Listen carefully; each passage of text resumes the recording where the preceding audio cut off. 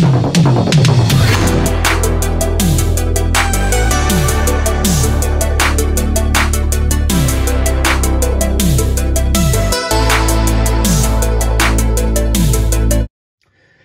how's it going? So today's video is a quick look at my 88 films collection. So this is a UK label, 88 films. I'm sure most people who watch this channel are aware of their releases and possibly have some and collect them. Got quite a modest collection. I'd say I've got about 40 titles. Haven't got everything. I don't buy all of their Asian cinema, although I do like Asian horror. I just don't buy all the martial arts films that they put out. Anyway, nonetheless, let's start with, you know, going through the titles like one by one. So I'll start with one that I absolutely love, and that is Mario Bava's Hatchet for the Honeymoon. So it's a really good film, absolutely brilliant box set. Sure, I'll get a 4K one day, but I'm happy with this for now. You get a book as well and a cool poster. There's a quick look at it. I'm going to try and see where I can put these to one side. So just bear with me a sec. My movie room's a complete mess. I'm readjusting things, so at the moment it's quite difficult to get to stuff. So we have The Whip and the Body, released last year. I picked it up a couple of months after its release. It's another Mario Bava film, so it goes nicely with the Hatchet for the Honeymoon set. I'm going to try and breeze through these a little bit. I'm not going to talk too much about them. 4K of Hell of the Living Dead. Yeah, fun Italian zombie flick. In fact, the next few are Italian zombie films on 4K.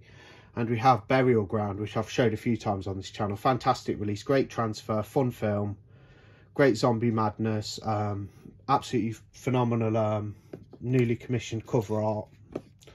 If I can get it back in, I will pull out another zombie one, and that's Cannibal Holocaust. So what a beast of a movie this is. It's an absolute classic. I think it's from 1980, is it? It might be late 70s. Can't quite remember. I'm sure it says on the back, but yeah, one of the I think this was one of the first 4Ks 88 films did, and it's so good. Yeah, good upgrade there from the Blu-ray. Sorry if the camera's a little bit sporadic, because there's something in front here, so the movie room's, like I say, is a little bit of a mess while I just readjust things. So we have The Torture Chamber of Dr. Sadism. More Christopher Lee with The Bloody Judge. Good film, nice release. Another Italian zombie flick here, and that is the, if I can get the glare to go away, Zombie Holocaust. Really enjoyed that one. I was surprised. I've put off watching it for a while, and then I decided to get the new Blu-ray release. A Candle for the Devil. Spanish horror, this was good. Night of the Demon, really nice release with this, it's not the thickest card, but it's a nice slip box rather than a slip case. Comes with a book and a poster. This is one of their releases that are in cohesion with Severin, so Severin also released that. Another one that they did with Severin, and that's Vigilante. Great movie. Great Osploitation film, Snapshot. This is getting a 4K from Indicator this year. Next month, I think. I shall stick with this Blu-ray because this only come out about 3 years ago, and it's a really nice Blu-ray. And I prefer the slipcover on this one. It's a great film and I really enjoy it, but I don't need a 4K of it. I am going to get the Patrick 4K though. Zombie 5, yeah, Killing Birds, really impressed with this. Thought it'd be a load of rubbish, but it is in some regard, but it's a good load of rubbish. It's fun, you know.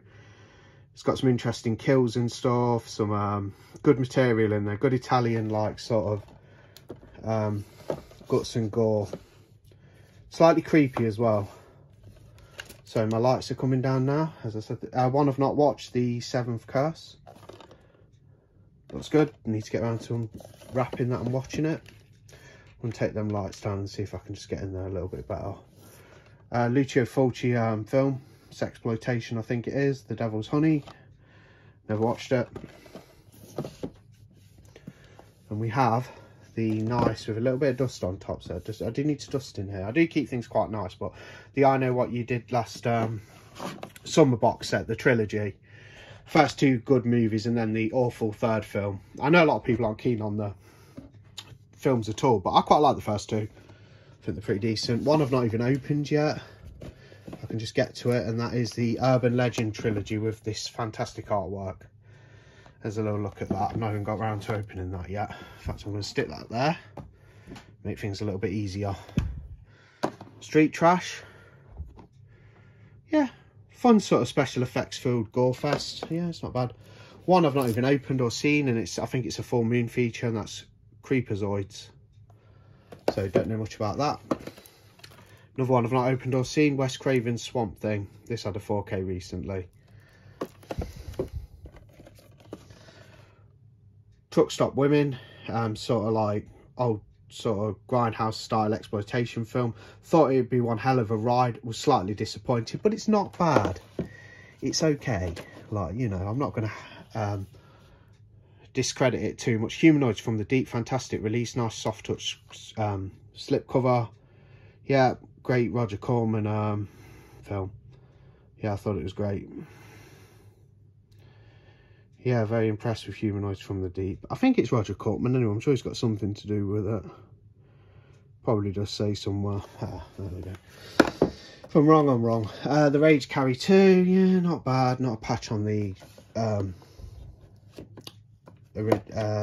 De Palma, Stephen King adaptation of the first one. Candyman 2, Farewell to the Flesh. It's better than Candyman 3, but it's not exactly great. One I've not watched, Pigs. Got this with the slip. Yeah, bought it pre-owned. Looks pretty cool. Definitely check that out eventually. One I did like, sort of a interpretation of the Invisible Man story, and that is Hollow Man. Yeah, I really like that one. Night of the Demons 2. Excuse the glare, it's a bit glary here. I'll try and hold it like that. Yeah, I like Night of the Demons a lot, but I didn't think much of that one. Frogs, quite enjoyed that. Quite an interesting one, not bad. Not the best, not the worst. Prison, heard good things about it. I thought it was kind of good. It was alright. One I need to rewatch that I do really like, and that's Anthropophagus. Or Anthropophagus, yeah. Anthropophagus. I suppose there's many ways people could say that. I'm going to just say Anthropophagus. Yeah, that's the remastered edition. Excuse the glare again. It's a bit of a pain in here with the glare. Oh, it's because my phone torch is on. Idiot. Well, I'm not reshooting this video, so excuse my laziness and unprofessionalism. Can I... Okay, so I had the torch on. I've taken care of that. That's why there was a cut. The Suckling. Pretty fun special effects movie. H.P. Lovecraft's Lurking Fear with, I forget the actress's name now. She's in Hellraiser. And she's called... It's got Jeffrey Combs in it too, from Reanimator. And it's Ashley Lawrence from Hellraiser. She's pretty good. She's quite good in that. Not the best film though. So here's a couple I have. Don't know why that was sort of stuck. Bloody Birthday. Killer Kid movie. Yeah, pretty fun. Quite enjoyed that. The first 88 films I ever got, and that's Castle Freak. Also stars Jeffrey Combs. It's a full moon movie, I believe. Yeah, full moon features. Quite a lot of special features on there as well, actually. Okay, so going down a little bit onto some like Italian collection and some more full moon. So Sweet, So Perverse. Really enjoyed that. Quite impressive, that film. Good sort of like, you know, murder, mystery, horror. Well, I say horror, it's more exploitation or what have you, but pretty good. Sorority Babes in the Slime Ball Bowlerama. Yeah, it's pretty fun. Very low budget. The djinn looks quite cool in it, like the guy who pops up who grants wishes and stuff, but he doesn't move hardly. You can tell it's restrained by its budget because he basically just sits there. It's a puppet that just basically doesn't articulate very much, you know, a lot. The Pit and the Pendulum with Lance Henriksen. Oliver Reed's in it as well. Yeah, it's good remake of that film. Yeah, like that one. Okay, so we're on to a bit of Italian collection now, and we have Killer Crocodile. So I opted for this side of the reversible cover. I thought these look really nice. I know it doesn't have the white bands for the Italian collection, but it still looks really good. Yeah, enjoy Killer Crocodile, a lot of fun.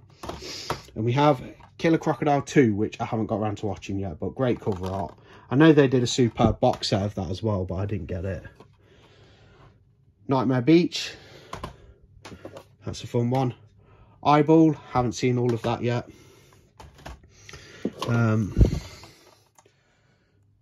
Paganini Horror, Donald Pleasence is in that. Haven't watched it. Touch of Death, a Fulci TV movie, I believe. Zombie Flesh Eaters 2, also known as Zombie 3. Fulci movie, yeah, it's good. I liked it. It's silly, it's a bit wacky, it's a bit out there, but it's good. Lucio Fulci's Enigma, yeah, I didn't think too much.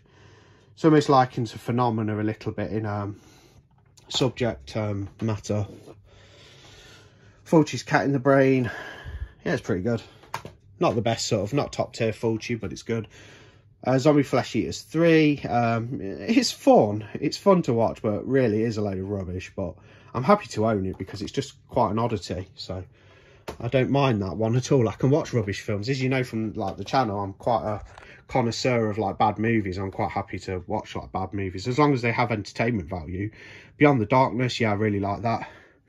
Joe D'Amato, same guy who did Anthropophagus. Excuse my pronunciation.